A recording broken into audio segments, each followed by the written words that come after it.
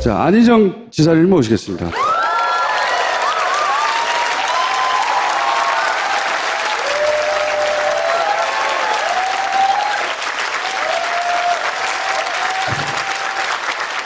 아니, 대선 이후에 이렇게 오랫동안 아무 데도 안 나오셨어요, 근데? 경선을 한다고 도정을 좀 많이 비워놨더니 일이 많아졌습니다. 그래서 그 지역에서 일을 열심히 하느라고 서울 출입을 아무래도 좀 제대로 못했습니다. 그 대선 얘기하시니까 생각나는 대선을 되돌아보니까 아, 내가 참 잘못했구나 그런 건 없었어요? 많이 배웠고 또 저의 실수도 많았습니다. 그리고 제가 충분히 제 입장을 설명하고 적극적으로 이해를 구하는데도 많은 부분 부족했다는 걸 많이 깨닫고, 예, 그걸 많이 느낍니다. 대선이 지나고 나서 정신이 돌아오고 나서 아, 이거는 내가 배웠다 이런 거 있어요? 하여튼 혼날 때 잘 혼나야 되더라고요. 혼날 때 잘 혼나야 된다. 예, 나의 주장이 많은 반대에 부딪혔을 때 그때 어떻게 서로 이해를 구할 것이냐에 대해서 많이 배웠어요. 그게 다예요? 좀 구체적으로 말씀해 주시면 좋을 텐데. 예를 들면 아, 내가 왜 그렇게 문재인한테 덤볐을까 이런 건 없어요?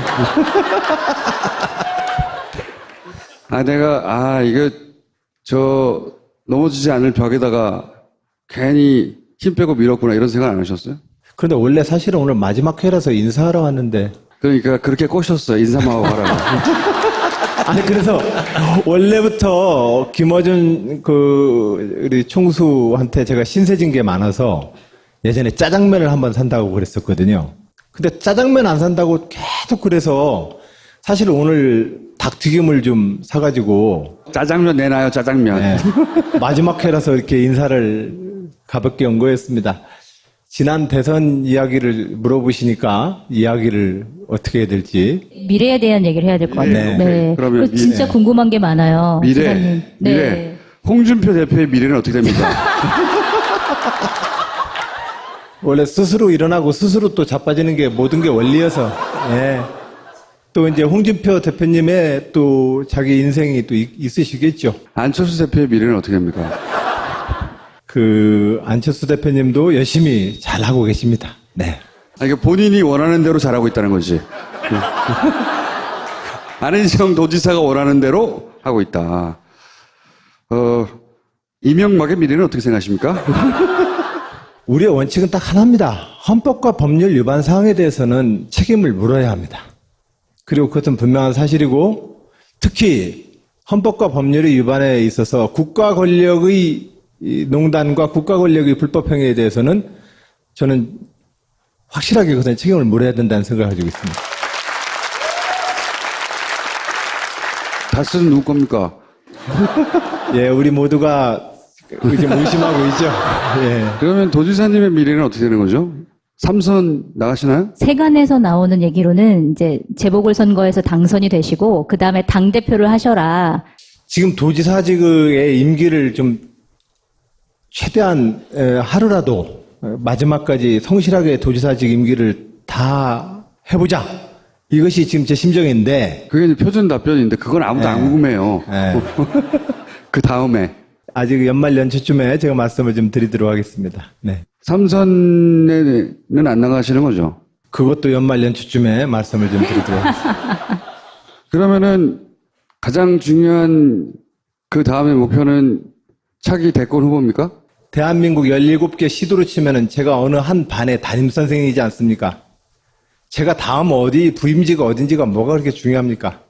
저는 이 담임을 좀 맡고 있고, 이 담임을 맡고 있는 상태에서 좀 성실하게 최선을 다해서 일하겠다는 생각, 이것 외에는 사실상 지금 다른 생각 없습니다. 3선 도전은 안 하시는 걸로 지금 거의 마음을 굳혀가시는 눈빛이 초롱초롱한데.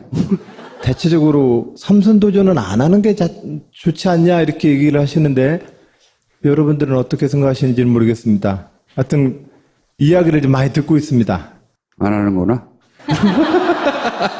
아니 그러면 차기의 가장 무서운 경쟁자가 될 것 같다. 박원순, 이재명 이분들 말고 이분들은 이제 눈에 보이는 기정사실의 경쟁자들이고 그 외에 여당 내에서 부상할 것 같은, 저 사람은 주목해 봐야 되는 굉장히 실력 있는 정치인이다. 이런 분 있어요? 그건 제가 볼 때는 예측할 수 있는 일은 아니라고 생각이 들어서, 그건 별로 저는 생각을 안 하고 있어요. 경쟁자가 없다. 아니면 경쟁자를 키우고 싶지 않다? 경쟁자 눈에 띄면 다 밟아버릴 거야. 이런 거죠. 어쨌든 적폐청산을 문재인 대통령이 시원하게 한 다음에 그 당시 이 5년 뒤에 대한민국이 어떤 과제를 안게 될지 국민들 여러분들이 또 야당에서 누가 보실 거고, 저 사람 실력 있네. 이런 사람 있어요? 저는 누구하고도 부딪힌다는 생각 없습니다. 야당에도 없다. 아니면 그냥 뭐 차기 대권 이런 거 전혀 상관없이 야당이지만 이 사람 정도면 굉장히 신뢰할 만한 정치인이다. 그냥 대권이랑 이런 거 전혀 상관없이 그런 분이 혹시 있어요? 특히 더불어민주당에 있는 많은 여러분들이 사랑하는 분들, 예전 우리 정당에 비교해 볼 때도 그렇고 객관적으로 볼 때도 그렇고 저는 굉장히 양질의 정치인이라고 생각하고 있습니다. 당내 경쟁자가 많고 야당은 없다. 이거니까. 그래서 내가 빨리 의원이 돼서 당내 경쟁자 싹을 잘라야 된다는 거죠. 당대표가 돼가지고, 예. 공천권을 행사한 다음에 다 죽여버리겠다는 거죠. 안철수 대표가 4년 반 후에도 살아있을까요? 정치적인 리더로? 홍준표 대표는 그때까지 살아있을까요? 어떻게 보십니까? 유승민 대표는 살아있을까요? 상대 당의 대표를 지내고 있잖아요. 그러니까 그분에 대해서 4년 뒤에 죽을 거다 살 거다라는 얘기를 하는 것 자체가 사실상은 좀 너무 무례해요, 제가 볼 때는. 그래서 제가 얘기를 못 하겠어요. 그래서 이런 질문 받으면 제가 확 당황을 해요. 하지만 혼자 생각을 해보죠. 근데 분명한 사실은 예. 정치인들이나 뭐드나 다 유통기한이 있고 그 시대가 요구하는 산물이어서 유통기한. 저도 마찬가지예요. 제가 예전에 막 친노 가지고 하도 공격을 받을 때 열린우리당 나중에 깨먹고 할 때 친노가 그렇게 미우냐 당신들. 제가 이 자리에 계신 분들도 아마 그때 함께 해주신 분들 많으시리라고 보는데 2007년도 노무현 정부가 뭘 그렇게 잘못했단 말이냐 이래서 참여정부 평가 프로 만들어서 노무현 대통령과 참여정부를 열심히 응원하자고 했던 활동을 했는데 당내에서 하도 친노를 요구를 하고 끝내 당을 깨먹고 다 가는데 2002년 참여정부와 정권 재창출이라고 하는 노무현 시대와 함께 내 용도가 끝났나 보다 이런 생각을 했더랬습니다. 근데 지금 안철수 대표나 뭐 다른 정치인들에 대해서 물어보시는데 우리 모두는 그때의 시대의 용도만큼 선택된다고 생각합니다. 근데 현재의 시대의 용도는 지금 시대에서 적폐청산과 새로운 정치, 새로운 민주주의의 환경에서 거기를 향해서 열심히 싸우고 열심히 노력을 하면 뭐 일하라고 기회를 주는 거고 그 시대에 걸맞지 않게 계속해서 낡은 정쟁을 하게 되면 국민들이 기회를 안 주지 않겠어요? 자유한국당의 미래는 그럼 어떻게 보십니까? 어쨌든 지역주의에 기반한 정당의 틀은 이제 더 이상 유지되면 안 되고 유지되기가 어려울 거라고 저는 봅니다. 그러면 국민의당의 미래는요? 모두가 마찬가지입니다. 그 누구도 이 지역주의라거나 지난 동서냉전의 낡은 이념을 가지고 그 정당 기반을 계속 유지하는 이상 저는 안 된다고 생각을 합니다. 그 틀에서 벗어나서 새로운 정치를 할 때라야만 국민들로부터 사랑받을 수 있을 거라고 저는 생각합니다. 새정치는 안철수 대표도 오랫동안 얘기해왔는데 저도 그래서 안철수 대표가 새정치 얘기할 때마다 속으로 깜짝깜짝 놀랍니다. 저도 새로운 정치 하자고 얘기를 하는데 안철수 대표도 새로운 정치를 말씀하시고 근데 저분이 말하는 새로운 정치와 내가 말하는 새로운 정치는 도대체 뭐가 다를까? 또 가끔마다 말도 비슷해요. 과거의 낡은 진보 보수를 뛰어넘자고. 저도 그 얘기 하거든요. 근데 안철수 대표가 하시는 말씀하고 제가 하는 얘기하고는 좀 다르거든요. 어떻게 다릅니까? 일단 사람이 다르고요. 살아온 이력이 다르고요. 그리고 그것이 첫 번째 다르죠. 그리고 단순히 중도주의를 얘기하는데 새로운 정치가 그냥 중도주의를 얘기한다고 저는 생각하지 않거든요. 저는 진보진영의 새로운 출발을 만들고 싶은 사람이지 짬뽕으로 섞어서 중도를 만들자고 하는 생각은 추구도 없어요. 그러니까 새로운 진보와 새로운 보수라고 하는 어떤 그 경쟁 구도를 만들어서 대한민국이 좀 더 좋은 정치를 해보자는 것이지, 이거 적당히 섞어가지고 가운데 치기로 그냥 가자라는 생각이 제 주장은 아니거든요. 문재인 대통령이 잘하고 있습니까? 예, 지금 잘하고 계세요. 근데 왜 그렇게 이기려고 그랬어요?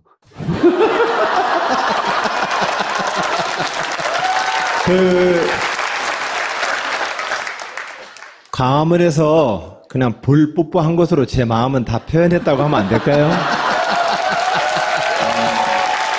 우리의 그 정당 경쟁사에서 치열하게 경쟁을 하고 또 대통령 선거 날 당선자에게 볼 뽀뽀한 사례는 제가 유일한 사례입니다.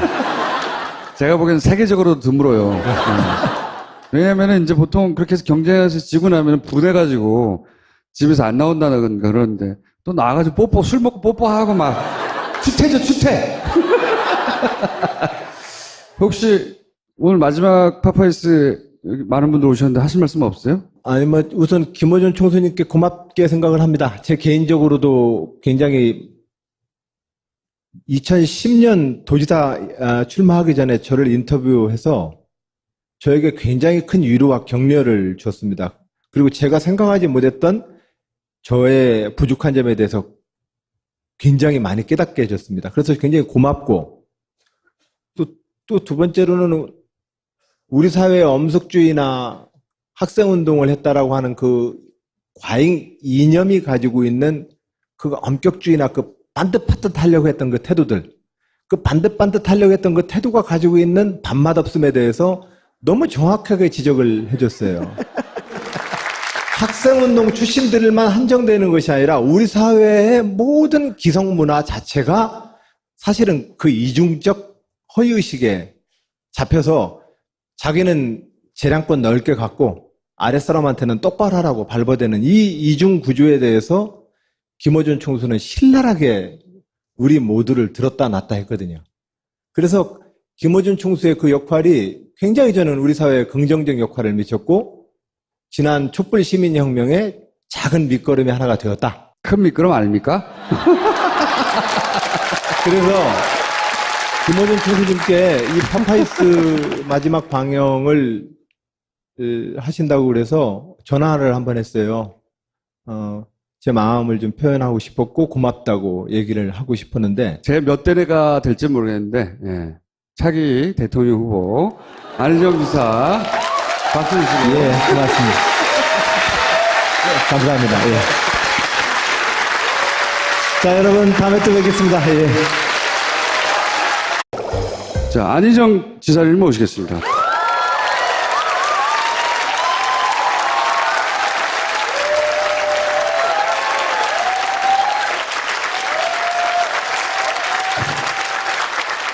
아니, 대선 이후에 이렇게 오랫동안 아무 데도 안 나오셨어요, 근데? 경선을 한다고 도정을 좀 많이 비워놨더니 일이 많아졌습니다. 그래서 그 지역에서 일을 열심히 하느라고 서울 출입을 아무래도 좀 제대로 못했습니다. 그 대선 얘기하시니까 생각나는 대선을 되돌아보니까 내가 참 잘못했구나 그런 건 없었어요? 많이 배웠고 또 저의 실수도 많았습니다. 그리고 제가 충분히 제 입장을 설명하고 적극적으로 이해를 구하는데도 많은 부분 부족했다는 걸 많이 깨닫고, 예, 그걸 많이 느낍니다. 대선이 지나고 나서 정신이 돌아오고 나서 아, 이거는 내가 배웠다 이런 거 있어요? 하여튼 혼날 때 잘 혼나야 되더라고요. 뭐가 그렇게 중요합니까? 저는 이 담임을 좀 맡고 있고 이 담임을 맡고 있는 상태에서 좀 성실하게 최선을 다해서 일하겠다는 생각, 이것 외에는 사실상 지금 다른 생각 없습니다. 삼선 도전을 안 하시는 걸로 지금 거의 마음을 굳혀가시는 눈빛이 초롱초롱한데.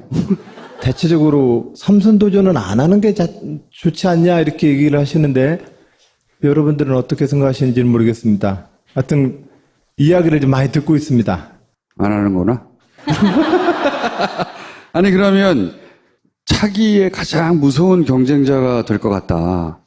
박원순, 이재명 이분들 말고 이분들은 이제 눈에 보이는 기정사실의 경쟁자들이고 그 외에 여당 내에서 부상할 것 같은 아, 저 사람은 주목해 봐야 되는 굉장히 실력 있는 정치인이다. 이런 분 있어요? 그건 제가 볼 때는 예측 혼날 때 잘 혼나야 된다. 나의 주장이 많은 반대에 부딪혔을 때 그때 어떻게 서로 이해를 구할 것이냐에 대해서 많이 배웠어요. 그게 다예요? 좀 구체적으로 말씀해 주시면 좋을 텐데. 예를 들면, 아, 내가 왜 그렇게 문재인한테 덤볐을까? 이런 건 없어요? 이거, 넘어지지 않을 벽에다가 괜히 힘 빼고 밀었구나. 이런 생각 안 하셨어요? 그런데 원래 사실은 오늘 마지막 회라서 인사하러 왔는데 그러니까 그렇게 꼬셨어요. 인사만 하고 가라고. 아니 그래서 원래부터 김어준 우리 총수한테 제가 신세진 게 많아서 예전에 짜장면을 한번 산다고 그랬었거든요. 근데 짜장면 안 산다고 계속 그래서 사실 오늘 닭튀김을 좀 사가지고 짜장면 내놔요, 짜장면. 네, 마지막 회라서 이렇게 인사를 가볍게 연 거였습니다. 지난 대선 이야기를 물어보시니까 이야기를 어떻게 해야 될지. 미래에 대한 얘기를 해야 될 것 같아요. 네. 네. 그러면 그리고 진짜 궁금한 게 많아요. 기사님. 미래. 홍준표 대표의 미래는 어떻게 됩니까? 원래 스스로 일어나고 스스로 또 자빠지는 게 모든 게 원리여서. 예. 또 이제 홍준표 대표님의 또 자기 인생이 또 있으시겠죠. 안철수 대표의 미래는 어떻게 됩니까? 안철수 대표님도 열심히 잘하고 계십니다. 네. 이게 본인이 원하는 대로 잘하고 있다는 거지. 안희정 도지사가 원하는 대로 하고 있다. 이명박의 미래는 어떻게 생각하십니까? 우리의 원칙은 딱 하나입니다. 헌법과 법률 위반 사항에 대해서는 책임을 물어야 합니다. 그리고 그것은 분명한 사실이고 특히 헌법과 법률의 위반에 있어서 국가 권력의 농단과 국가 권력의 불법 행위에 대해서는 저는 확실하게 그것은 책임을 물어야 된다는 생각을 가지고 있습니다. 다스는 누구 겁니까? 예, 우리 모두가 이제 의심하고 있죠. 예. 그러면 도지사님의 미래는 어떻게 되는 거죠? 3선 나가시나요? 세간에서 나오는 얘기로는 이제 재보궐선거에서 당선이 되시고 그 다음에 당 대표를 하셔라. 지금 도지사직의 임기를 좀 최대한 하루라도 마지막까지 성실하게 도지사직 임기를 다 해보자. 이것이 지금 제 심정인데. 그게 이제 표준 답변인데 그건 아무도 안 궁금해요. 그 다음에. 아직 연말 연초쯤에 제가 말씀을 좀 드리도록 하겠습니다. 네. 3선에는 안 나가시는 거죠? 그것도 연말 연초쯤에 말씀을 좀 드리도록 하겠습니다. 그러면은 가장 중요한 그 다음의 목표는 차기 대권 후보입니까? 대한민국 17개 시도로 치면은 제가 어느 한 반의 담임선생이지 않습니까? 제가 다음 부임지가 어딘지가